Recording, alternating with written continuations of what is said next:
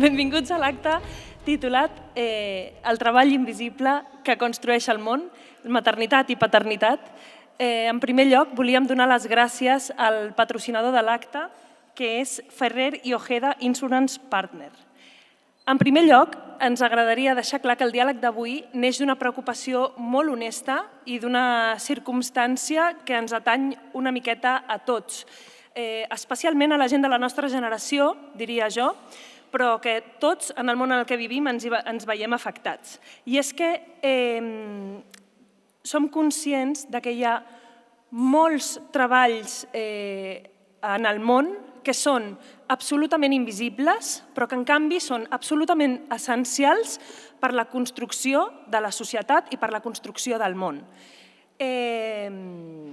Precisament perquè aquest acte s'emmarca dintre del viatge apostòlic del Sant Pare amb l'objectiu aquí a Barcelona de beneir la Torre de Jesús, hem volgut començar amb una analogia, i és que tothom identifica la Sagrada Família amb Antoni Gaudí, lògicament, però si pensem en què és la Sagrada Família i què vol dir la Sagrada Família i com ha arribat a nosaltres la Sagrada Família, això només és possible perquè hi ha hagut centenars de persones, centenars de rostres, de mans invisibles que han estat treballant-hi. A mi em venien al cap principalment els picapedrers que construïen els carreus, que modelaven els carreus, o els fusters que construïen les estructures, els bastidors, que mesos després donarien com a resultat els arcs que sostendrien el temple, els peons que escombrarien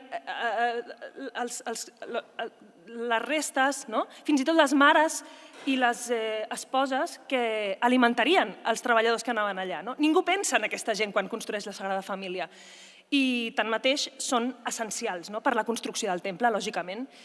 I malgrat això, volem deixar clar que no fem aquest acte per posar en evidència aquest treball que és invisible. És a dir, el que volem aquí no és ensenyar l'important que és el treball invisible, no volem fer visible aquest treball invisible.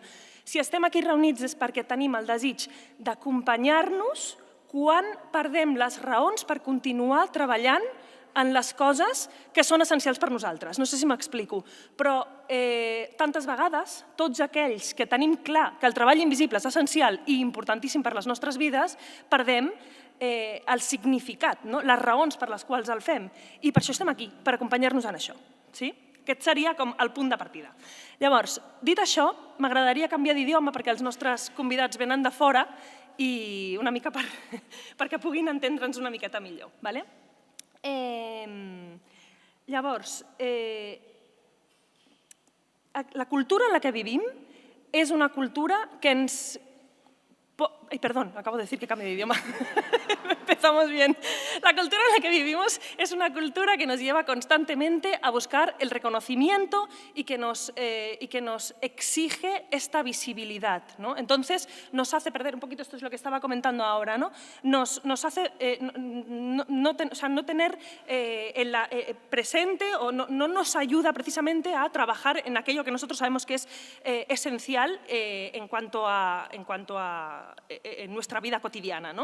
Entonces, esto genera muchísimas veces un cansancio y una frustración que tantas veces, no diré que nos aplasta, pero que tantas veces hace que se vuelva agotador, agotador el trabajo y acaba generando una desvinculación con nosotros mismos. Por ejemplo, me voy a poner a enumerar las cosas en las que nos encontramos desvinculados a raíz de todo esto.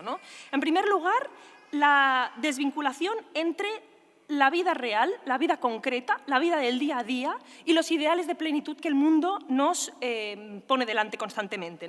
Pensamos, por ejemplo, en la idea de triunfar profesionalmente, tanto hombres como mujeres. Tenemos en la cabeza que tenemos que triunfar profesionalmente. La idea de tener una imagen siempre joven y bella, y estándar y prototípica.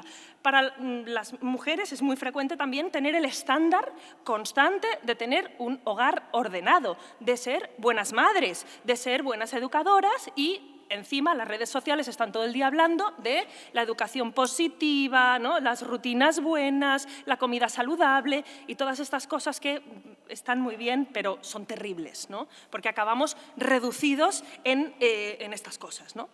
En segundo lugar, tenemos también como riesgo, como consecuencia de esta desvinculación, el riesgo de acabar haciendo todos nuestros quehaceres completamente mecanizados y completamente desvinculados del significado y de la razón por la que los hacemos, ¿no? Y metemos en nuestra vida la lógica de la eficiencia y nos perdemos en la lógica de la eficiencia. Sí, quizás hacemos las cosas rápido, quizás hacemos las cosas bien, quizás, o quizás no conseguimos hacer nada, ¿no?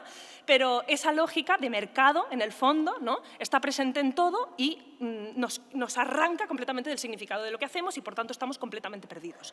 En tercer lugar, nos encontramos también muchas veces metidos en el choque, ¿no?, en el choque de trenes, que es el relato de que la maternidad y la paternidad son la cosa más bonita del mundo, ¿no? Todos lo hemos escuchado alguna vez, todos lo hemos dicho, todos lo hemos vivido incluso, ¿no? Y muchas veces también la experiencia de no dormir por las noches, estar agotado, los niños enfermos, los vómitos, etcétera, etcétera, etcétera, ¿no? Que estás como es la cosa más bonita del mundo, pero estás completamente aplastado, ¿no?, por las 7000 cosas que están ocurriendo a tu alrededor, ¿no? Y por último, lo que nos parece más importante y de lo que creo que Feliciana nos hablará un poquito más adelante bastante, aparece el resentimiento, lógicamente, ¿no? Porque cuando tienes una imagen de lo que debe ser tu vida, ¿no?, y luego pasan otras cosas, pues te enfadas, ¿no? Y muchas veces esto lleva a proyectar juicios durísimos contra el otro, ¿no?, principalmente contra el cónyuge, juicios de resentimiento que muchas veces generan una distancia abismal que después no se puede salvar, o mejor dicho, sí, cuesta mucho, ¿no?, de recorrer otra vez el camino y de volver a empezar, ¿vale? Dicho esto, como al mismo tiempo nosotras somos un grupo de amigas que llevamos un tiempo trabajando en esto, ¿no?, todas tenemos la experiencia de que estos sacrificios cotidianos, en ellos hay algo profundamente humano y valioso que no perece, y que allí no solamente se sostiene la familia, sino que, como hemos dicho en el título y lo he explicado un poquito antes, se construye el mundo, queremos acompañarnos en esto, ¿vale? Entonces, lanzo un poco las cuestiones así abiertas, ¿no? Queremos preguntaros esta tarde, ¿qué está ocurriendo con la maternidad y la paternidad? ¿Qué está ocurriendo en la relación entre hombres y mujeres? ¿Por qué una realidad llamada a generar tanto bien aparece con frecuencia asociada al agotamiento, a la frustración o a la soledad? ¿Y qué sucede con una sociedad cuando quienes la sostienen empiezan a dudar del valor de aquello que hacen cada día? Porque quizá la pregunta decisiva de esta tarde sea esta: ¿cómo seguir entregando la vida cuando el valor de esta entrega deja de parecer evidente? Damos las gracias a Carlos y a Feliciana por venir. Os indico un poquito quiénes son. Feliciana Merino es profesora de Antropología en la Universidad Cardenal Herrera CEU y es colaboradora frecuente del debate sobre temas relacionados con la mujer. Es especialista en Edith Stein, cuyo pensamiento ha sido recogido en numerosos artículos y conferencias, y su último libro, que lo podemos encontrar en la librería de Punt, Otro modo de pensar, es un tributo a la mujer desde este feminismo conciliador y de complementariedad que apuesta por la recuperación de caminos transitables entre hombre y mujer. Esto es una de las cosas más interesantes que nos vamos a encontrar hoy, ¿no? Y es que es un feminismo distinto del que estamos acostumbrados a escuchar en las redes sociales. Carlos es profesor de literatura, escritor y columnista, y sus artículos aparecen periódicamente en diversos medios digitales, y es autor de varios libros, el último de los cuales, Arraigo, aborda uno de los temas más apremiantes de nuestro tiempo, ¿no?, precisamente este. También su libro lo encontraremos en la librería, lógicamente, ¿vale? Y estamos, como he dicho, muy, muy agradecidos de que hayan venido y también de haberlos podido conocer en este último tiempo, ¿no?, porque ha dado muchos frutos ya el habernos encontrado con ellos a lo largo de estos días. Entonces, pregunta 1, pregunta primera. Voy a hacer 3, ¿vale? Y van a poder hablar los dos un poquito en las 2 preguntas. Carlos, ¿cómo hemos llegado a esta situación en la que algo tan decisivo para la vida como cuidar, educar y sostener una familia se experimenta con frecuencia como una carga más que como un bien? ¿Qué nos dice esto de la cultura en la que vivimos? Muy bien. Voy a hacer el micrófono. Bueno, buenas tardes. Pues es evidente que estamos sumidos en Occidente en un invierno demográfico que lo que parece ser que es el preludio de una extinción más o menos cercana. si la realidad sigue como es hasta ahora. Entonces, esta situación, que es poco esperanzadora, requiere una reflexión para la cual habría que salir un poco del marco inmediato en el que estamos y remontarnos, un poco más en la historia para saber por qué la familia hoy en día está sumida en una crisis tan profunda en nuestro marco cultural e histórico, ¿no? Entonces, lo que vemos es que hay un sistema político y cultural a nuestro alrededor que están empeñados muchas veces en presentar la paternidad y la maternidad como si fueran fenómenos indeseables. Es decir, parece que se nos está induciendo a que no seamos ni padres ni hijos, porque eso es una desgracia voluntariamente elegida y lo mejor es llevar otro tipo de vida, ¿no? ¿Y a qué obedece esto? Bueno, lo primero que hay que decir es que es un hecho insólito en la civilización. La civilización, como tal, se basa en la existencia de la familia y, en concreto, la civilización occidental parte del núcleo primigenio de la familia, que se convierte no solo en una realidad natural, sino en una comunidad religiosa. Es decir, la familia nace en Occidente como el lugar donde se da culto a los antepasados. Y eso lo dota a la familia, a la institución familiar, de una fuerza enorme y de un arraigo terrible, tremendo, a lo largo de los siglos. Lo que se llama la ciudad antigua surge así. Lo que llamamos hogar nace alrededor del fuego que se enciende dentro de cada casa para que la familia pueda rendir, como digo, culto a los antepasados, porque los antepasados se convierten en divinidades, y entonces la familia surge como una realidad, ya digo, muy potente, muy fuerte y muy arraigada. Luego, como no podemos entrar en detalle en este asunto porque nos llevaría mucho tiempo, damos un salto en el tiempo, en los siglos, y luego vemos que la religión sale del ámbito doméstico, y entonces, a partir de la familia, que es el núcleo comunitario básico, primigenio, pues se van formando agrupaciones humanas cada vez más amplias y más complejas. Se pasa de la familia, se pasa a la polis, de la ciudad antigua, se pasa al reino, luego los reinos más importantes se convierten en imperios y luego llegamos al final a lo que sería hoy nuestra realidad política y cultural más próxima, que es el Estado-nación, que nace con la modernidad, ¿no? Ahora mismo estamos en lo que se conoce como Estados-nación, aunque también hay gente que habla de que también es una realidad política en decadencia y que enseguida vamos a pasar a otra cosa.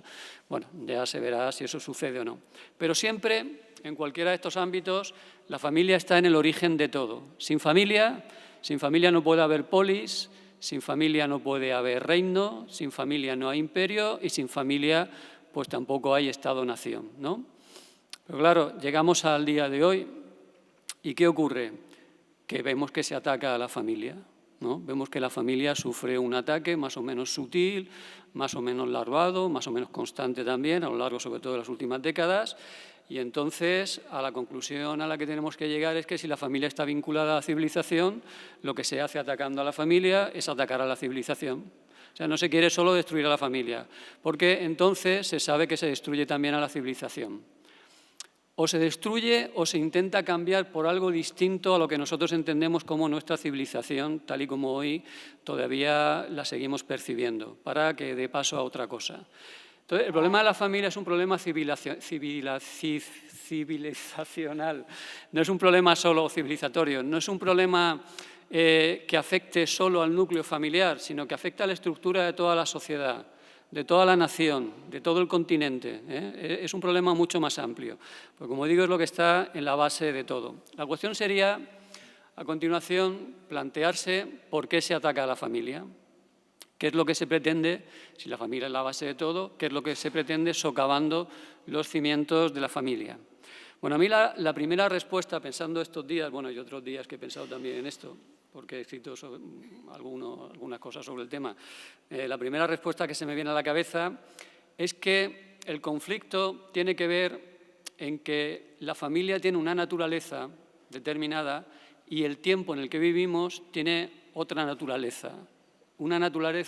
Son dos naturalezas divergentes, incompatibles, y esto es muy problemático, porque entonces hay una lucha entre dos entidades, la familia y el mundo, la sociedad, tal y como se está estructurando y no sabemos qué es lo que va a ocurrir, pero desde luego es una lucha donde nosotros, si apostamos por la familia, pues tenemos que saber que tenemos que entrar en combate en esa lucha de una manera o de otra, ¿no? Entonces voy a intentar explicar esto, pero brevemente, ¿eh? Vamos a ver, la familia por definición es una institución tradicional, es decir, primero existe para asegurar la continuidad de la especie, la continuidad biológica de la especie. Existe para eso. Sin familia pues no se tienen hijos y si no se tienen hijos pues no hay una continuidad biológica de la especie humana. Pero sobre todo es tradicional porque sirve para transmitir un legado, es decir, una herencia de costumbres, principios, creencias, como queramos acotar ese término, en definitiva, un ideal de vida. Lo que nosotros queremos transmitirles a nuestros hijos no es solo un legado material, es sobre todo un legado cultural y espiritual, y en muchos casos religioso también, ¿eh? Entonces, no solo vale lo material, sino es fundamental también lo otro. Lo formamos para eso. Eso no significa que la familia sea una institución inmovilista, como la acusan, ¿eh? Cuando se dice la familia tradicional, lo que se está aplicando muchas veces a tradicional es una connotación peyorativa, despectiva, ¿eh? La familia no tiene que ser tradicional, la familia tiene que ser otra cosa. Yo no sé, si la familia no es tradicional, yo no sé lo que es, ¿no? Pero bueno, si alguien me lo explica, pues a lo mejor me convence. Pero yo creo que es tradicional, decir tradicional porque transmite el legado del que estoy hablando, ¿no? Digo que no es inmovilista, a pesar de ser tradicional. La familia se adapta a los vaivenes de la historia, sabe hacerlo. Lo que pasa es que preserva siempre una esencia contra los peligros de disolución que conlleva el hecho de que todos somos personas sometidas a las tensiones del tiempo en que vivimos. Y la familia lo que hace es reforzarnos contra esas tensiones, nos ayuda a soportar las tensiones. Si la familia no consigue que el espíritu del tiempo, por llamarlo así, nos desarbole, nos desarme, nos desmantele, entonces la familia ha fracasado, ¿vale? Es lo que pienso yo. Eso es la familia, una institución tradicional. ¿Qué es nuestra época? ¿Qué es el tiempo que nos ha tocado vivir? Pues una realidad profunda y radicalmente antitradicional. Es un tiempo que abraza la ruptura como su elemento definitorio. Pretende romper con el pasado, con el orden anterior, y convertir la historia del hombre, del ser humano, en la historia de una emancipación. El hombre, para ser libre, según esta teoría, tiene que sublevarse contra todo lo que le condiciona y lo que él no ha elegido. Es decir, tiene que liberarse primero y ante todo del peso de la tradición, lo que implica liberarse de la religión, de la moral y, por supuesto, de la familia. Ese es el espíritu del tiempo. A un lado está la familia como un ente tradicional, una realidad tradicional, y a otro lado está el espíritu del tiempo, que es radicalmente antitradicional.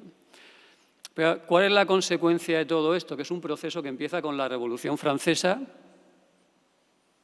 que pretende formar un nuevo hombre y pretende abrir un tiempo nuevo, y se potencia más a partir de mayo del 68 francés, una serie de ideas que se difunden desde los campus universitarios, primero de Estados Unidos y luego llega a Europa, a Francia sobre todo, ¿vale?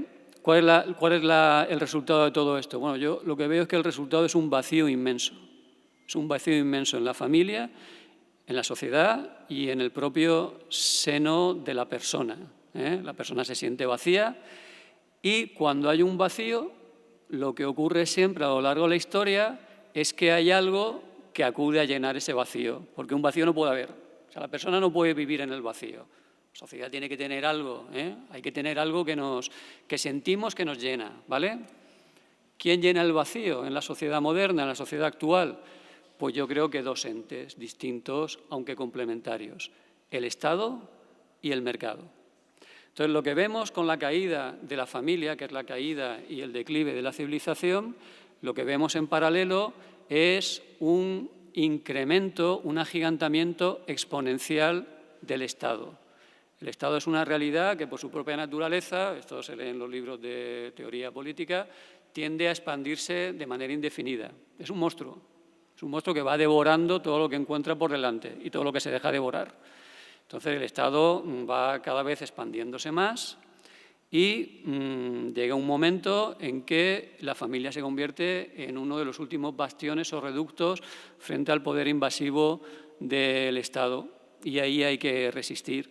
Lo que pasa es que el Estado tiene una fuerza enorme.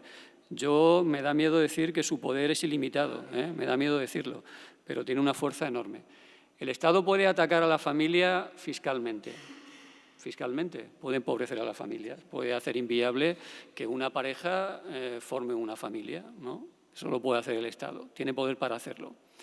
El Estado, por ejemplo, puede minar mediante la legislación la autoridad de los padres, puede hacerlo. Puede conseguir que los padres, a los ojos de la sociedad y a los ojos de sus propios hijos, tengan cada vez menos autoridad. No, yo el otro día voy a contar una anécdota un momento. El otro día fuimos a hacer una gestión con mi mujer porque mi hija mayor se iba a Andorra a una competición de gimnasia rítmica, porque ella practica gimnasia rítmica, y entonces, para nuestra sorpresa, tuvimos que ir los tres, mi mujer, mi hija y yo, menos mal que al pequeño no lo hicieron venir también, tuvimos que ir a la Guardia Civil a firmar un papel donde yo consentía que mi hija se marchaba con su madre al extranjero porque el Estado no se fía de que su madre no pueda aprovechar esa ocasión para secuestrarlo. Entonces, nosotros nos hemos habituado a esto, pero esto es el poder del Estado. Por cierto, en el cuartel de la Guardia Civil había una niña allí sentada, porque nos veíamos todos allá a la entrada, que había sido denunciada por sus padres. O sea, los padres no podían con ella, y entonces los padres la habían denunciado, los padres habían perdido la autoridad sobre la hija, y la hija estaba allí, estaban hablando la Guardia Civil con los padres y tal.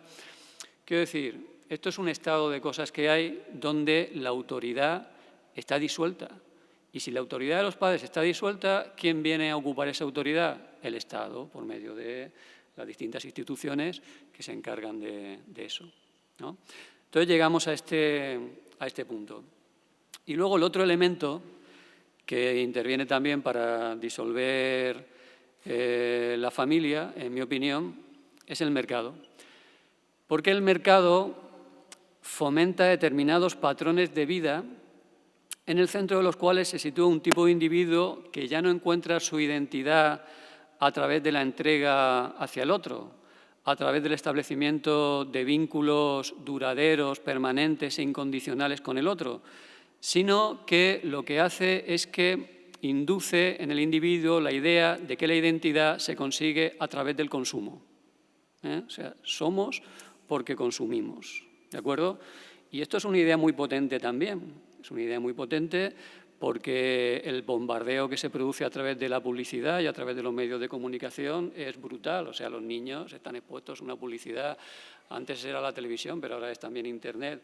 Una publicidad no solo de productos, sino de modelos de vida y de determinados referentes que ellos idolatran, ¿de acuerdo?, que al final lo único que les inducen es al consumo de productos, consumo de experiencias, consumo de todo tipo, que ya digo, son incompatibles con el ideal de autodonación y de generosidad que implica formar una familia, ¿no? Bueno, pues en ambos casos lo que ocurre es que la familia es una realidad que se va debilitando, Se va debilitando, yo creo que a marchas forzadas, porque en este tiempo que vivimos todo va muy acelerado, entonces nosotros vemos un tiempo... Yo veo un cambio ya de mi propia generación, ¿no?, de mis hermanos, a la generación de mis sobrinos, ¿no?, o de personas que ahora tienen 20, 30 años, yo veo un cambio enorme en el planteamiento de vida. Entonces creo que esto va muy rápido, va muy acelerado. Al final de todo esto, y acabo, lo que queda es pues una sociedad donde no hay personas. Lo que hay son individuos supuestamente autosuficientes, pero aislados. Y, por tanto, más fácilmente manipulables, pensemos en la política, pensemos en el Estado, individuos precarios, líquidos, como dice Bauman, sin proyecto de futuro, viven el instante, porque a lo mejor no pueden vivir otra cosa tampoco, incapaces de interesarse por nada que no sea la satisfacción de sus propios deseos inmediatos, ¿no?, por su bienestar material y psicológico. Y estos son los mimbres con los que nos encontramos hoy en día muchas veces, no siempre, pero muchas veces. Entonces, plantearse formar una familia como expectativa de vida con estos mimbres, como digo, pues yo creo que la respuesta es sencilla, difícilmente, ¿no? Y yo creo que hasta aquí llegaría mi reflexión. Muchas gracias. Yo creo que Feliciana también va a querer decir algo. Sí. Vale. Buenas tardes. ¿Se me oye? ¿Sí? ¿Ahora? Buenas tardes. Sí, sí. Bueno, en primer lugar, agradecidísima por estar aquí, por compartir este ratito con todos vosotros.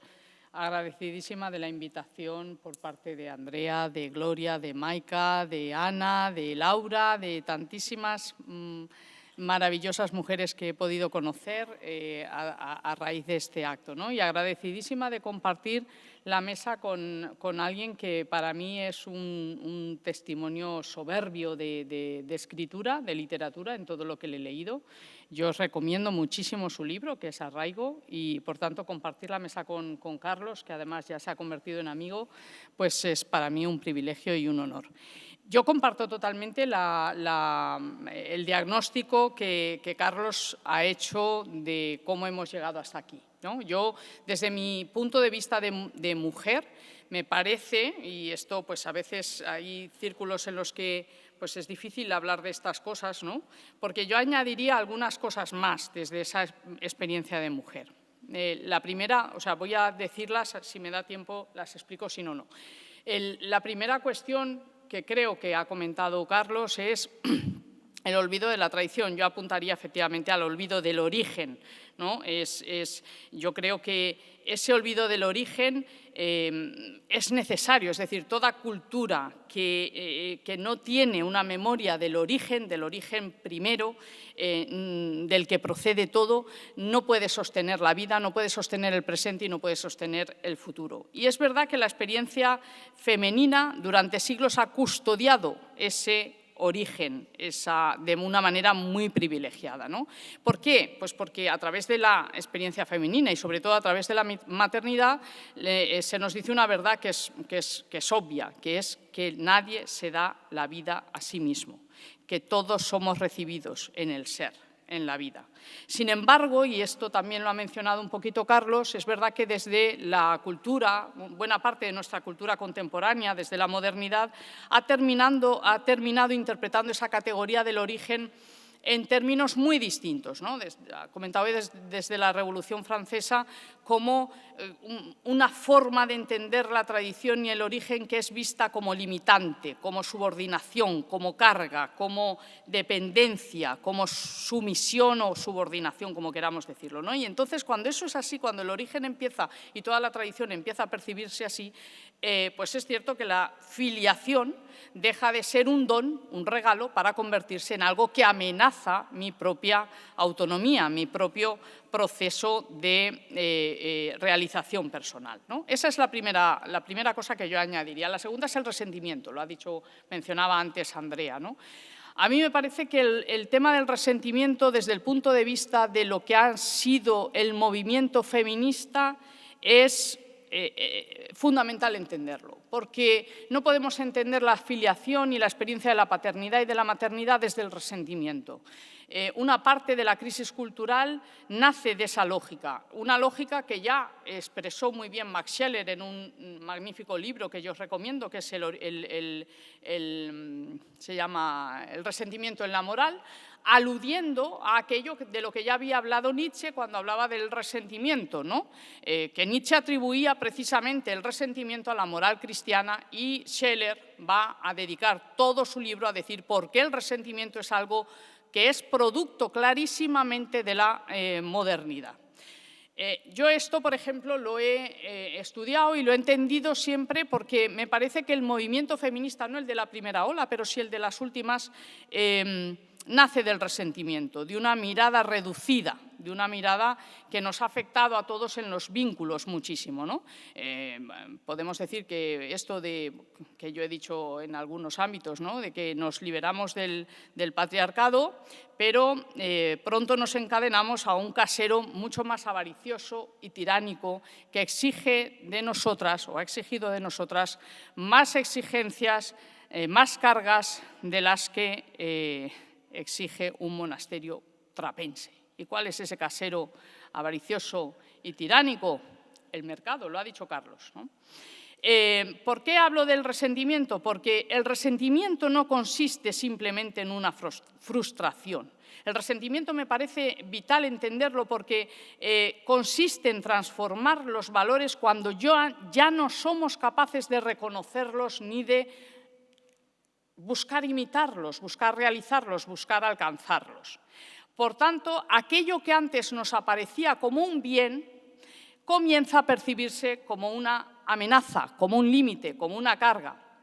Como dijo Nietzsche muy bien, la rebelión de los esclavos en la moral comienza cuando el resentimiento se vuelve creador y engendra valores. Es decir, el resentimiento no consiste, como esta mañana escuchaba yo muy acertadamente, no es una simple envidia, porque la envidia, decimos que la envidia mueve el mundo, pero la envidia todavía preserva el valor, aunque solo sea por el deseo de imitar el valor, pero el resentimiento no. Fijaos, os pongo un ejemplo muy sencillo. El resentimiento viene a decir algo así como yo no puedo ser como Nadal, es decir, Nadal es un magnífico tenista, una persona que expresa y representa el valor del deporte, del sacrificio, del compromiso, de la fuerza de voluntad, etcétera, pero como yo no puedo ser como él, no solamente lo envidio, no. ¿Qué tiene de más el resentimiento? Comienzo a generar un odio por no poder ser y alcanzar los valores que Nadal representa o cualquier otro, podríamos decir cualquier otro, y entonces me invento un nuevo valor. Eso es lo que decía Nietzsche. ¿Cuál es ese nuevo valor? Pues decir, es mejor quedarme en mi casa tumbado en el sofá viendo Netflix. Ese es un valor nuevo. La vagancia, la pereza, todo da igual, ¿no? Ese es el problema del resentimiento. Es decir, lo que antes aparecía como un bien deja de ser percibido por no poder ser alcanzado. Y este es el problema que hemos tenido del igualitarismo a ultranza en las últimas décadas, ¿no? Por tanto, el resentimiento también nace de una forma de entender la diferencia a raíz solo de la igualdad, del igualitarismo feminista que ha vaciado de significado lo que significa ser hombre y lo que significa también ser mujer. Y por último, acabo, perdonadme que me retrase, la última circunstancia a la que ha aludido también Carlos y que yo diría que también añade mucho sobre este diagnóstico es el tema de la liberación sexual que se produce en mayo del 68. Una liberación sexual que no solamente produce una desvocación del deseo, es decir, que el deseo deje de tener marcos, se vuelva loco, ya no hay telos, ya no hay fin. Por tanto, si se niegan los marcos que daban origen y sentido al propio deseo, aparece otra cosa nueva, que es la huida de la concreción. Esto que aparece en mayo del 68 es muy importante porque esa huida de la concreción se va a manifestar, en primer lugar, con respecto al matrimonio. Es decir, el matrimonio, claro, concreta la vida muchísimo. Cuando tú te casas, pues tu vida significa que te prometes ser fiel a una persona y no a todas las demás que desaparecen del mercado de lo elegible, cosa que hoy podríamos ver como completamente diferente. Segundo, afecta a los hijos y por tanto en el matrimonio la huida de la concreción se expresa en los divorcios, ¿no? En el divorcio que va a crecer enormemente. Después en los hijos a través del aborto, pero también la huida de la concreción que suponen los hijos, porque los hijos concretan. Quien no sea padre no lo sabe, claro que concretan la vida, muchísimo, ¿no? Pero también la huida de la concreción se da en el trabajo, se da en los lugares, se da en la percepción de dónde vivimos, quiénes somos, qué identidad tenemos y es más, con respecto al propio cuerpo, porque ni siquiera ya el cuerpo nos gusta, tenemos que huir de lo que somos, no me gusta como soy, huimos de la concreción que supone mi cuerpo, con lo cual voy a decir que soy otra cosa, voy a decir que soy mujer, hombre, según me apetezca. Es el problema de la autodeterminación sexual que ha llevado hasta el punto de las leyes de autodeterminación sexual que tenemos, ¿no?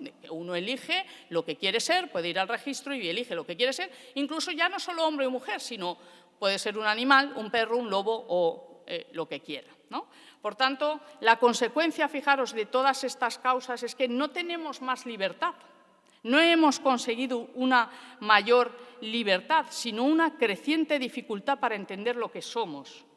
Lo que somos desde pues esos vínculos, ¿no? Desde esa capacidad de entendernos. ¿Por qué? Porque nadie puede entenderse a sí mismo olvidando aquello de lo que procede, que es el origen. Y, por tanto, ese olvido afecta a todas las causas del diagnóstico de las que ha hablado Carlos con respecto a la familia. Todo, al final, es una mera representación de búsqueda de algo que se ha disuelto ya, ¿no? Los hijos, los matrimonios, la capacidad de sostener vínculos estables y duraderos cuando ya no los hay, etc. Muy bien. Yo creo que los dos habéis puesto encima de la mesa ya muchas de las claves por contraposición, ¿no? a la siguiente pregunta que vamos a haceros ahora, ¿no? Y es que en este contexto, ¿cómo podemos recuperar este valor del trabajo invisible, ¿no? Nos interesa mucho, Feliciana, también que puedas explicarnos o que puedas respondernos teniendo en cuenta toda la profundidad de lectura de Edith Stein. Una de las razones por las que la hemos invitado es para poner delante de todos a esta filósofa, ¿no? También. Y también otra cosa que creo que ya estabas un poco anticipando, ¿no? Hablando, por contraposición, ¿no? Pero hablando de la memoria del origen. Esto también me gustaría que le dieras un poquito de espacio. Sí, bueno, a ver, es verdad que el recuperar lo que se ha perdido, pues exige un trabajo. Recuperar lo que se ha perdido exige un camino y no es fácil, ¿no? No es fácil cuando es verdad que los discursos, yo pienso que el hombre contemporáneo corre de un lado para otro buscando, sin saberlo, el viejo hogar del alma, pero corre de un lado para otro y no sabe hacia dónde. Ha perdido el destino hacia el que va, ¿no? Sin embargo, busca la medida de lo humano y esto es fundamental, ¿no? Para entendernos. Por eso la importancia de volver a recuperar el sentido del origen, o sea, de sabernos hijos. Antes de elegir de ser protagonistas de nuestra historia, hemos recibido la vida. Hemos sido recibidos, acogidos, cuidados, custodiados, amados. Todo el mundo, es decir, antes de ser nada, hemos sido hijos y recibidos, ¿no? Por tanto, claro, pero ese trabajo invisible o ese concepto de condición originaria que es la filiación, hoy, a través de los discursos, pues no se tiene en cuenta, ¿no? Y aparece como una realidad invisible. Sin embargo, a mí me parece que en esto, ¿cómo nos podemos ayudar, ¿no? A reconocer este valor de lo que hacemos diariamente, de lo que significa también tener experiencia de sabernos hijos y también tener la experiencia de lo que significa ser padres, ser padre y ser madre, ¿no? Porque es verdad, y lo comentaba Andrea en la introducción, que solemos hablar mucho de cuando hablamos de paternidad y maternidad, de la alegría, pero claro, quienes vivimos esta experiencia sabemos que está llena pues también de mucho sacrificio, de mucho cansancio, de mucha incertidumbre, de mucha fragilidad, de estar como decías, ¿no? Dentro de una lógica de la eficiencia de mercado que nos arranca de ese significado último, ¿no? Y al final, pues es verdad que las mujeres, tampoco los hombres, ¿no? Pero las mujeres hemos tenido, como siempre, desde que entramos al mundo laboral y profesional, esa pretensión de ser superwoman, que podemos llegar a todos, ¿no? Como las Elastic Girl, que tienen brazos para todo. Y no es posible, no somos superwoman, no llegamos a todo. Y eso produce a veces una gran experiencia de insatisfacción y de frustración, ¿no? ¿En qué nos puede ayudar Edith Stein? ¿En qué? Bueno, lo primero es que Edith Stein habla de una dimensión humana que no es aislada, que no es autosuficiente, que frente a esa dialéctica moderna y autorreferencial que ha convertido la vida en una especie de solipsismo ególatra, autónomo, de una libertad engañosa, que se nos dice que somos libres, pero en realidad, ¿qué significa eso? Estamos más solos, más aislados, más empobrecidos afectivamente. Los vínculos se han empobrecido y hay un montón de mujeres que dicen no, no están empobrecidos, eso es fruto del empoderamiento y del progreso. Y una leche, eso no es verdad. estamos más empobrecidos, hay más soledad, hay más aislamiento, claro que hay problemas. Entonces, ¿en qué nos ayuda Edith Stein? Lo primero es que ella dice que el ser humano aislado es una abstracción del pensamiento, que la vida es, dice ella, su existencia es existencia en un mundo, su vida es vida en común. Y además nos dice, y estas no son relaciones añadidas a un ser que ya existe por sí mismo, sino que pertenecen a la estructura misma de la existencia humana. Es decir, la existencia humana es relación, ¿vale? Es decir, la vida del ser humano no es aislada, no somos mónadas, también lo ha dicho Carlos, sino que somos seres llamados a una plenitud más grande, ¿no? Por tanto, ahí hay una primera idea que a mí me parece interesante en ella, y es que debemos recuperar la categoría del vínculo como parte de la estructura de la persona. Sin vínculos no somos. Nosotros no solo es que el vínculo sea un añadido, no, es que somos a través del vínculo. Somos en y por y a través de la relación con los demás. Eso implica que no solamente tenemos la experiencia de que antes de ser padres y madres hemos sido hijos, sino también que tenemos una vocación. Y este concepto en Edith Stein, que no quiero tardar mucho en explicarlo, es fundamental. Es decir, una de las verdades más profundas del pensamiento de Edith Stein es que hay una vocación que explica todo lo que somos. Fijaos, la vocación es relación, porque la vocación viene de vocare, que significa llamada. Por tanto, para responder a una llamada significa que alguien te ha llamado. No estás solo, yo no me llamo a mí mismo, a no ser como una abstracción del pensamiento. No, la vocación es una llamada a la que yo respondo. Por tanto, primero, la vocación es como una llamada a la unidad del cuerpo, del alma y del espíritu, que es la estructura de la que parte Edith Stein como estructura de la persona. Somos cuerpo, alma y espíritu. Y por tanto no somos ni solo conciencia, ni solo naturaleza biológica, ni solo conciencia, que muchas veces también la maternidad o la paternidad se han entendido solo desde la biología o solo desde la sociología, ¿no? Sino que es una realidad mucho más compleja entender esto bien, ¿no? No solo somos conciencia, no solo somos voluntad, sino que es una realidad compleja llamada a desarrollarse en todas sus dimensiones. Por tanto, la pregunta y esa llamada implica, o esa llamada no es tanto,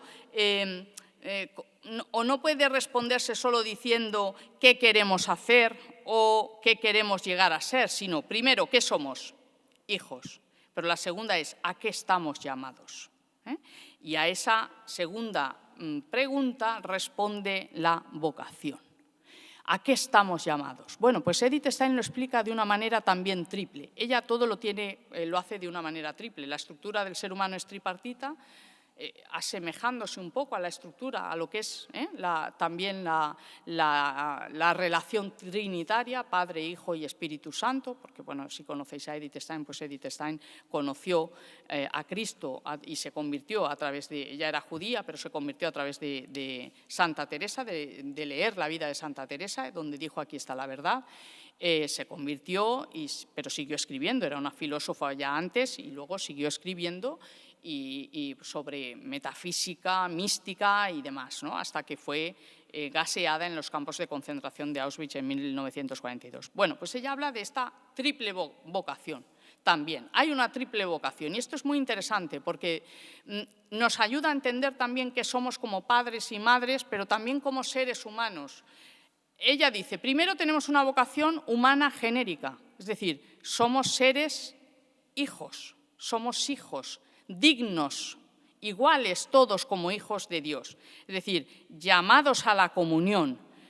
Por tanto, somos hijos significa ya una vocación relacional, una relación con Dios que se expresa en esta vida como respuesta a una llamada que después nosotros parcialmente vivimos pues, como respuesta, como llamada, a la verdad, al amor, a la relación con nosotros mismos y, por tanto, con Dios mismo.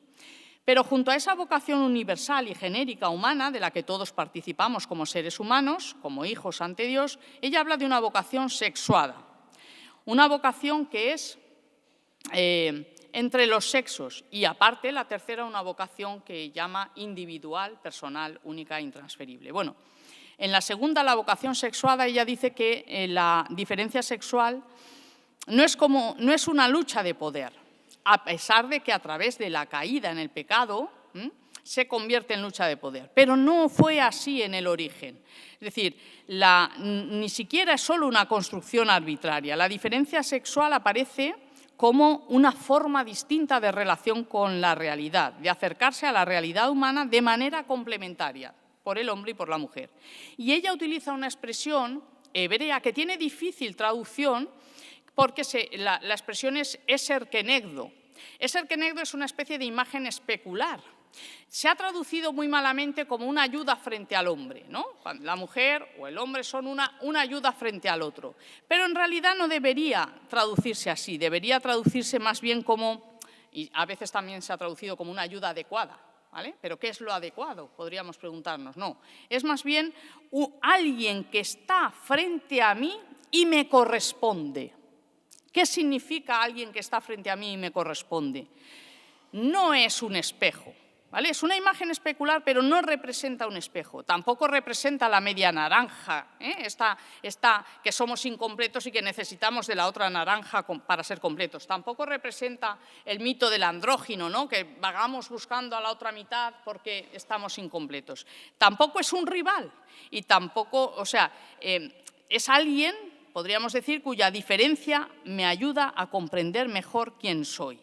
Por tanto, la complementariedad de la que habla Edith Stein no es a costa de la diferencia. Su visión feminista es defender la igualdad como seres humanos, la igualdad en dignidad, por supuesto la igualdad en derechos. Edith Stein fue una gran feminista en su tiempo que abogaba por los derechos principalmente de la educación de las mujeres y del voto a las mujeres, ¿vale? Igualdad en derechos. Pero mantenimiento de la diferencia, es decir, defensa de que nos hace diferentes, porque no somos iguales, ¿vale?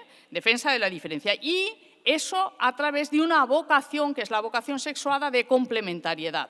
¿Qué significa esto? Pues no que seamos dos mitades incompletas, que tengamos que fusionarnos, tampoco consiste en que tengan que desaparecer las diferencias, pero tampoco consiste en una mera juxtaposición representativa o numérica, y tampoco consiste en una división absoluta de los roles dentro de la familia, que la mujer hace esto y el hombre esto. Tampoco iría por ahí la complementariedad, que tendría un sentido más hegeliano, ¿no? La vida privada la mujer, la vida pública el hombre.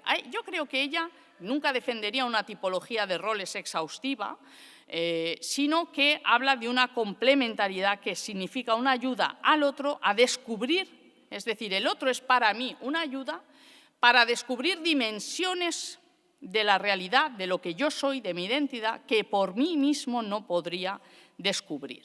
Y ahí es donde aparece la maternidad y, por tanto, también la paternidad con sus características propias, ¿no? ¿Por qué? Porque la maternidad nos recuerda una verdad universal en todo ser humano, nos recuerda que la vida comienza siendo acogida antes que producida, que la vida es dependiente antes que autónoma, es decir, es dependencia antes que autonomía, y es don antes que conquista o elección. Es decir, toda madre sabe que la vida no puede poseerse completamente, sino que se recibe, se custodia y finalmente se entrega.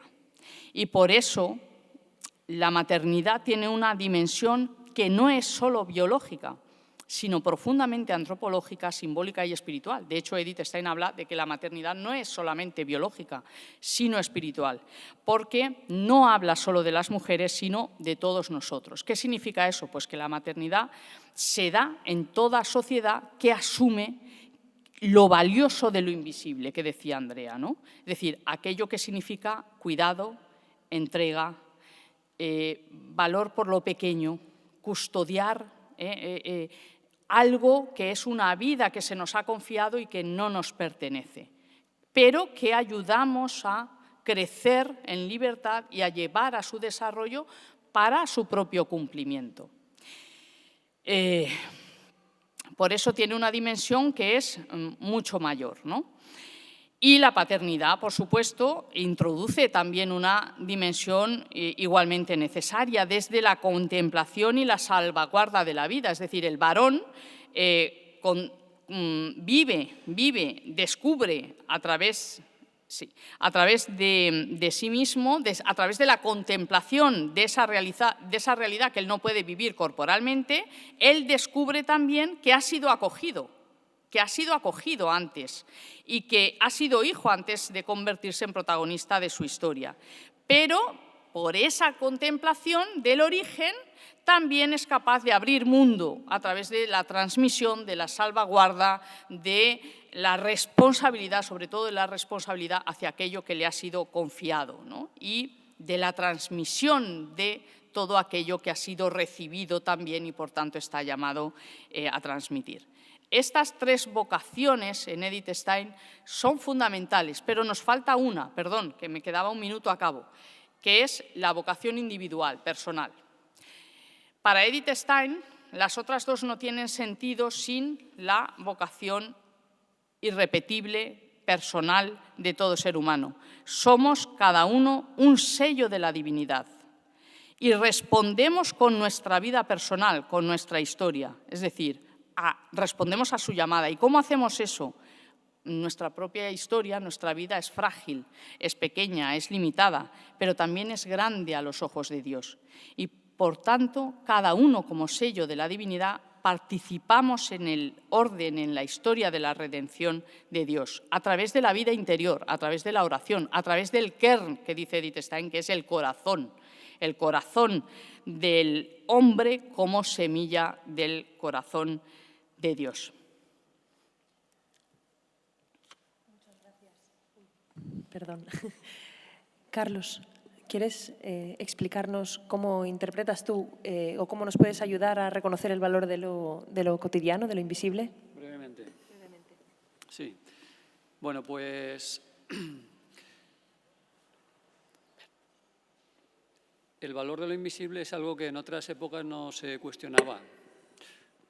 Ahora, no se cuestionaba, no creo que mis abuelos se hicieran muchas preguntas sobre si la labor que ellos estaban haciendo con sus hijos o que luego hicieron, ayudaron a hacer con sus nietos, tenía valor o no tenía valor. Entonces, yo creo que si nosotros nos hacemos ese planteamiento, ese cuestionamiento, es porque en gran parte hemos sido modelados con los valores propios de la sociedad en la que vivimos. Y la sociedad en la que vivimos, aquello que no se ve, aquello que no se exhibe, pues creemos que carece de todo valor social y personal. Entonces, la propia persona se siente disminuida si no percibe que lo que hace tiene una repercusión social. Claro, esto a lo que nos lleva es a una pregunta que íntimamente tenemos que hacernos, es si creemos en el valor de lo oculto, si creemos de verdad en eso. Porque tenemos que saber que nuestro papel como padre y como madre, pues la sociedad difícilmente lo va a reconocer, el Estado no lo va a reconocer. Muchas veces hasta a nuestros propios hijos les va a costar reconocer lo que hacemos por ellos, y esto lo sabemos muy bien. Yo el otro día escribía una cosa que decía que la paciencia es una gran virtud porque las personas que se benefician de ella rara vez la reconocen. Entonces, toda la paciencia que nosotros tenemos con nuestros hijos, es difícil que nuestros hijos un día nos digan «Uy, qué paciencia estás teniendo conmigo, papá», ¿eh? Eso no lo van a decir.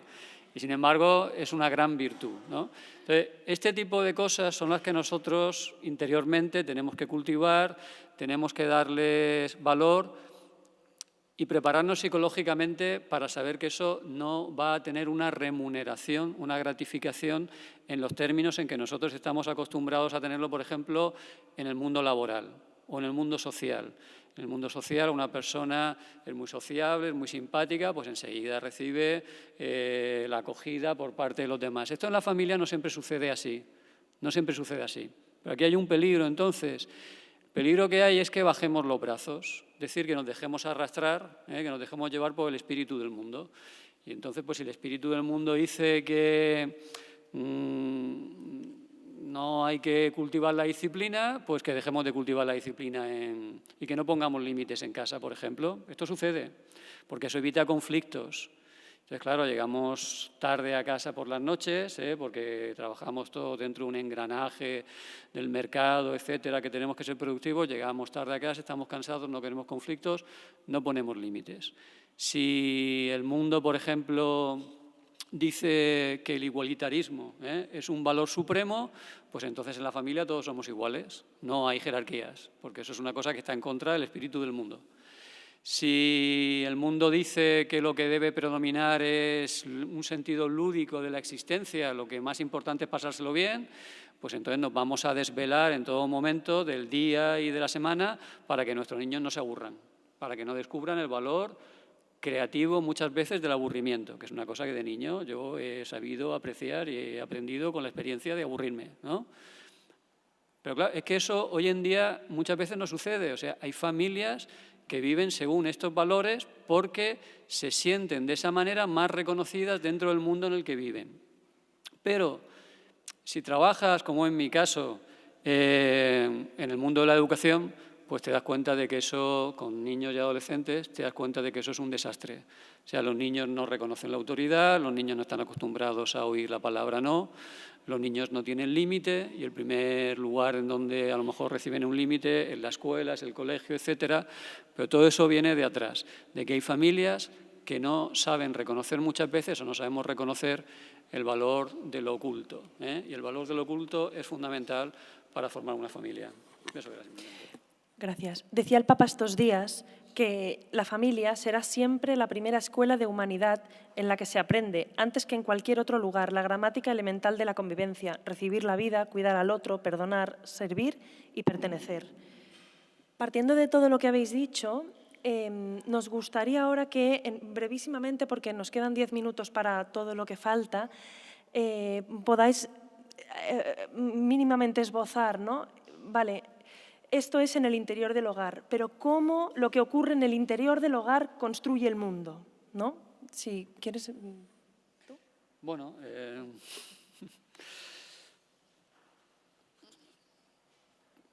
lo que hay dentro del hogar creo que construye el mundo, porque lo que hay dentro del hogar es lo que construye la persona. Sin familia y sin hogar no hay persona, lo que hay es otra cosa.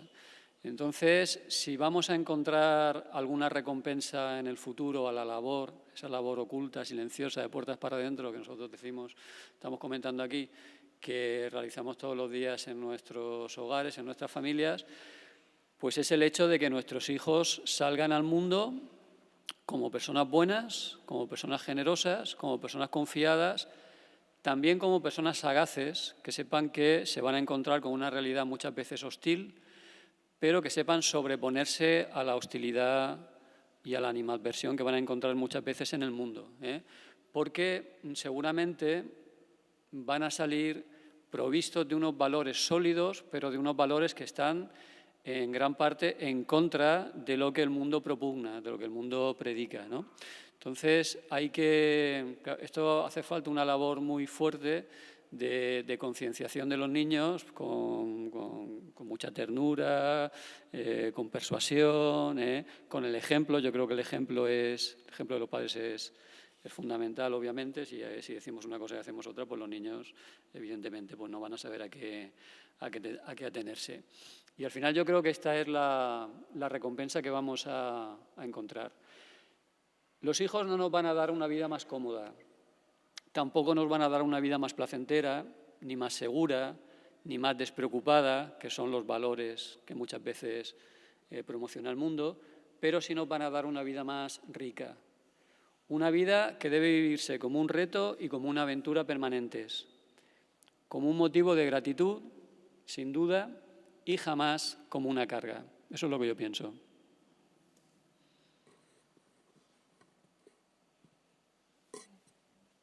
Sí, bueno, es difícil, es verdad que el hogar construye comunidad y necesitamos comunidad, ¿no? hay veces que a mí hay un fenómeno que también me preocupa mucho, que es el infantilismo y el narcisismo crecientes de nuestros adultos, ¿no? Que no son más que los síntomas pues, de una especie de autonomía o de egolatría engañosa, ¿no? o mal enfocada, que se convierte en encierro egoísta, ¿no? Y eso produce a veces, y está produciendo cada vez más en las últimas décadas, dos tipos de fenómenos. Uno, hijos que son abandonados por adultos que no saben lo que significa la paternidad o que son irresponsables, y por otra parte, hijos que son sobreprotegidos, es decir, ante el miedo al sufrimiento, a la herida, lo que hacemos es sobreproteger a nuestros hijos. En el primer caso falta la presencia, en el otro caso falta el espacio, pero en ambos casos hay una incapacidad para acompañar una libertad que tiene que crecer y desarrollarse y llegar a su cumplimiento, ¿no? ¿Esto qué significa? Que tenemos muchos problemas, pero la esperanza nunca se pierde, porque amar nunca es un menos. Amar nunca es algo que se pierda. El amor, yo siempre digo que lo único que me van a preguntar cuando llegue a las puertas del paraíso es: ¿has amado lo suficiente? Por tanto, eso amar no significa que todo sea felicidad y alegría, ni todo lo que nos venden hoy emocionalmente, ¿no? Pensamiento positivo a raudales, ¿no? Cumple tus sueños, sé feliz, tú puedes hacer todo. No, no es eso. El sufrimiento, el sacrificio, las noches sin dormir, claro que nos pueden abrir la puerta a una luz más pura y a una belleza más grande si estamos con Cristo. Ayer en la representación de Eliot decía una de las frases, dice: el hombre sin Dios es como una semilla en el viento. Y luego también decía otra cosa que daba mucha esperanza, ¿no? Debemos apagar para siempre volver a encender la llama. Es la llama de la que hablaba también antes Carlos, ¿no? El fuego del hogar, el fuego que unía a los vivos con los muertos y a los humanos con los dioses, que era el hogar antiguo y que no era simplemente un hogar, era una casa hecha siempre que cambia, hecha de reconstrucciones, de presencias, de ausencias, pero es el fuego de Hestia, la diosa de lo doméstico, la diosa del hogar. Una diosa que además se vuelve comunidad cuando el hogar crece de verdad, ¿no? Pero yo diría que además de que el hogar significa hacer comunidad o construye comunidad, también hoy necesitamos comunidad en otro sentido, porque la maternidad o la paternidad espiritual a la que nos remite Edith Stein no pertenece solo a las madres biológicas, sino que toda sociedad es materna si cuida, protege, acompaña y sostiene, y lo hace especialmente con los más vulnerables, con los más necesitados, como hoy, por ejemplo, pueden ser las madres solteras que deciden no abortar y tener a sus hijos, o las madres que son abandonadas con hijos y tienen que criarlos solas, o las madres que tienen o padres que tienen muchísimas dificultades o que sufren maltrato, etc. Es decir, ¿acaso no tiene la sociedad, no tiene que sostener a quienes cargan solos con una responsabilidad que debería ser compartida?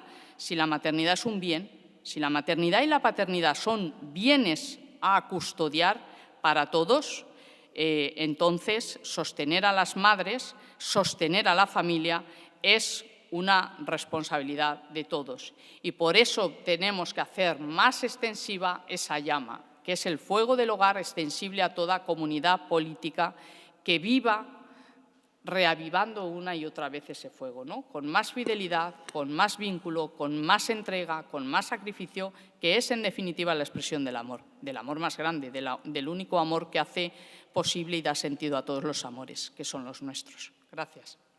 Es curioso que, sin haberlo hablado, ayer por la tarde hubo dos actos en Punt Trobada que mostraban precisamente esta necesidad y esta urgencia de que seamos una sociedad más materna, ¿no? Y yo creo que hay entre nosotros claramente este deseo. A ver, creo que el acto de esta tarde se han puesto encima de la mesa muchísimas cosas. Tengo muchas ideas apuntadas. Lo que ocurre siempre es que nos hemos quedado sin tiempo, ¿no? Entonces, quedan 4 minutos. Como quiero explicaros una cosa, no voy a recoger el encuentro, ¿vale? Porque creo que lo han explicado todos súper bien, desde el análisis, ¿no?, hasta la descripción de la vocación que ha hecho Feli de Edith Stein. Pero me gustaría muchísimo que no nos vayamos sin mirar un poquito la Sagrada Familia. Supongo que muchos de vosotros habéis visto ya la exposición, si no tendréis ocasión de verla a lo largo de la tarde y de la noche, si me han puesto la foto, ¿vale? Porque han salido varias cosas que me hacen pensar en esto, ¿no? En primer lugar, la idea de que la maternidad y la paternidad, la función que tienen es la de introducir al otro en el mundo, ¿no? Al hijo, al niño o al alumno, cuando es un profesor, ¿no? O al adolescente que tienes delante, ¿no? Sin más, si tienes un vínculo con él. Y introducirlo en la realidad implica introducirlo en un significado, ¿no? Y justamente, no hace referencia a esta imagen, pero lo veréis en la exposición, hay una fotografía muy bonita, en grande, en el tercer panel de la exposición, en la que se ve a Jesús, es una escena de los apócrifos, que está enseñando un pajarito muerto a José. Una de las hipótesis que se da para leer esta imagen es precisamente que Jesús lo que está haciendo, que es un niño pequeño, y es lo que hacen absolutamente todos los niños que todavía son sensibles al dolor y van a buscar a sus padres para que les ofrezcan un significado, ¿no? Jesús lo que está haciendo es pedir una hipótesis de significado del dolor y de la muerte, ¿no? Esta es nuestra tarea también, ponernos delante de estas cuestiones. Y creo que Gaudí es muy sabio eligiendo esta imagen porque es un ejemplo perfecto de lo que es la paternidad. Esto por un lado. Por otro lado también, esta imagen de aquí, no queríamos irnos sin dejar de enseñarla, ¿no? Porque por un lado es la imagen de la Sagrada Familia, que está colocada justo en la entrada del nacimiento, está en la parte más baja de los arcos. Bueno, la habréis visto en la exposición y si no lo veréis allí. Es la imagen que está más cerca del espectador cuando entra, por tanto, es una imagen que nos está invitando a entrar en relación con lo que está ocurriendo, con la imagen, que es precisamente el nacimiento de Jesús y cómo la Sagrada Familia, José y María, están cuidando de él, ¿no? Entonces tenemos un José custodio, claramente, que está detrás de los dos. Luego a la Virgen que está arropando y cuidando al niño, y luego al niño, el detalle espectacular de Gaudí, que tenía una inteligencia sublime, ¿no? De que el niño, en lugar de estar colocado en el pesebre típico de madera que hace referencia al ataúd y hace referencia al comedero de los animales, en lugar de esto está colocado en un barreño, en el barreño que los albañiles utilizaban para hacer el cemento, si os fijáis, el típico barreño de plástico que todavía se utiliza hoy en día, ¿no? Entonces esto ya nos está dando un poco una clave de lectura y una hipótesis también de esto, ¿no? Porque si hay alguien que de forma invisible, ¿no? Trabajó para la construcción del mundo, fueron ellos, ¿no? Y luego la otra, y ya me callo, yo creo que podemos concluir, a no ser que queráis dar un colofón, es la imagen preciosa también que tenemos fuera de Jesús haciendo de carpintero y haciendo una silla, una pata de una silla. Una pata de una silla. Extraordinario, ¿no? Y nada, muchas gracias. Si queréis decir algo o si queréis hacer alguna... A ver, ¿nos da tiempo? ¿Una pregunta de 1 minuto? ¿Nos da tiempo? No. Gloria me mira mal. Dime. Muy rápido. Casada... ¿Se oye? Vale. En la comunidad estamos personas que también contribuimos a esto. Soy tía, tengo muchos sobrinos, soy tía de niños que han crecido aquí, tía, ¿cómo se dice eso? Falsa o como sea. Y creo que eso es una cosa muy importante también recordar. O sea, que esa invisibilidad, que en nuestro caso puede ser incluso mayor, pero ahí estamos también. Hombre, desde luego que lo último que ha dicho Feli, ¿no? de la idea de hacer la sociedad materna nos incluye a todos, ¿no? Y esto que estaba diciendo yo de que el adulto tiene la responsabilidad de introducir en el significado a los jóvenes, ¿no? Si son tus hijos es muy evidente y si son los hijos de los demás, pues también. Yo siempre espero que mis amigos y mis cercanos me ayuden en esta tarea, ¿no? Si estuviera sola sería una locura. Y perdonad, pero yo quiero recordar que hoy es el Corazón Inmaculado de María. Frente a muchos tipos de maternidad y de paternidad, existe una que es la de María. María está en toda la vida de Jesús, María acompaña a Jesús, María está cuando no queda ya nada por hacer, María está a los pies de la cruz, María está cuando Jesús, antes de morir, le dice a ella, madre, aquí tienes a tu hijo, a San Juan. Y a San Juan le dice, hijo, aquí tienes a tu madre. Con eso, María entrega a su hijo, lo custodia, permanece con él, lo acompaña y lo entrega. pero también Cristo, que es el que va a hacer nuevas todas las cosas, nos entrega a María como madre de todos los vivientes. María es el corazón de todo ser humano y también San José es el corazón de la paternidad, de una paternidad bien entendida, que también acompaña, custodia. Por eso toda sociedad es materna y paterna, si la entendemos bien. Acompañémonos en esto porque no es fácil. Gracias. Tengo una buena noticia. ¿No? No quiero. No. Digo que tengo una buena noticia. Si queréis, hay tiempo para una pregunta más. Anda. Muy rápida. Allí hay dos Qué bien. preguntas. Dos preguntas rápidas. La primera, ¿qué opináis, qué podéis decir sobre la afirmación que podemos escuchar muy a menudo hoy en día, que la familia, nosotros somos animales racionales, por lo cual, a diferencia de los animales en la naturaleza, usamos la razón de una forma distinta, por lo cual, usando la razón, podemos romper con esta idea de que hoy en día la familia puede ser algo diferente a lo que sea la familia natural, como lo estabais explicando antes, por lo cual la estructura de la familia puede ser diferente. Y también, otra pregunta que quería hacer, ¿qué pasa con la gente que no ha podido tener, que se le ha roto esta familia por circunstancias personales? Por ejemplo, a alguien se le muere el padre, se le muere la madre, nace con una enfermedad, etcétera, por lo cual parece que ya no tiene derecho, ya no tiene la oportunidad de transmitir esta tradición a las siguientes generaciones porque la estructura en la que ha crecido se ha roto, entre comillas, no por una razón social, sino por una razón natural, por ejemplo. Entonces, estos ya no tienen derecho a transmitir, a continuar esta tradición. O hay una oportunidad para, digamos, arreglar, no sería la palabra, pero poder transmitir esta tradición de la que estabais hablando.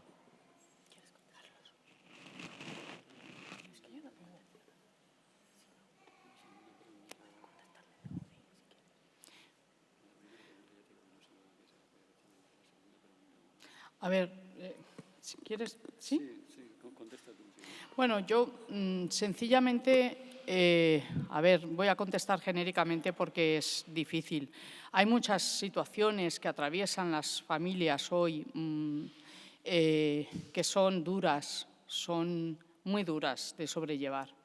A veces son sencillamente, ¿no? Como dice Ortega y Gasset, somos lo que hacemos y lo que nos pasa. Pues a veces en lo que hacemos elegimos, pero a veces en lo que nos pasa no siempre podemos elegir y simplemente sufrimos, ¿no? Pero ahí es donde yo creo que hace más falta la comunidad. La comunidad tiene que sostener a aquellos que a su vez sostienen. Yo creo que el ser humano aislado, cuanto más aislado, más sirve al Estado y al mercado, que es quienes más interés tienen en que la familia se rompa, de la manera que sea. Yo no hablo de una familia ni tradicional, ni diferente, ni de estructuras, porque la familia es algo dinámico y el amor también lo es. Yo a mis hijos, desde luego, lo único que les digo es que entren en la aventura del amor, que el amor es una danza en la que entramos y que, por supuesto, tenemos que intentar acompasar nuestros pasos a los pasos del otro sin perder el propio compás. Pero en los vaivenes de ese baile maravilloso se revela un amor más grande que nos invita a entrar en ese baile, en esa danza, y que es un amor siempre más grande. Eso podemos mirarlo todos desde la muerte, desde la enfermedad, desde el sufrimiento, que hay muchos, desde un abandono, desde un divorcio, desde una familia herida, rota, familias, pues de esto que llamamos, ¿no? Familias rotas hay cada vez más, porque el divorcio, y además el divorcio no le interesa solo al Estado, ni el aborto, ¿no? Le interesa también a Satanás, porque a Satanás le gusta más dividir que unir, ¿no? Decía Lacan, me acuerdo una frase que dice que es que el amor lleva al odio y la diferencia de sexos es insalvable. Eso es mentira, porque Dios creó al hombre y a la mujer desde la soledad, desde la nada más aterradora, creó desde el amor.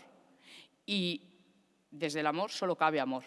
y por tanto siempre es posible recuperar esa visión desde un amor más grande, estemos en el tipo de familia que estemos. En el tipo de familia que estemos, rota, más avenida, peor avenida. Muchísimas gracias. Tengo que recordaros que ahora a las 17:30 será el encuentro del Banco Farmacéutico, un voluntariado que cura, también en el espacio de Punt Trobada. Y a las 6 tendrá lugar el encuentro Humanos en tiempos de inteligencia artificial, aquí, con Prades. Agradecemos de nuevo el patrocinio de este acto a Ferrer y Ojeda y os agradecemos que, si es posible, hagáis crecer esta bella historia haciendo un bizum al 05079 y también en el punto de información os daremos a conocer las diferentes modalidades con las que podéis colaborar con nosotros. Muchas gracias.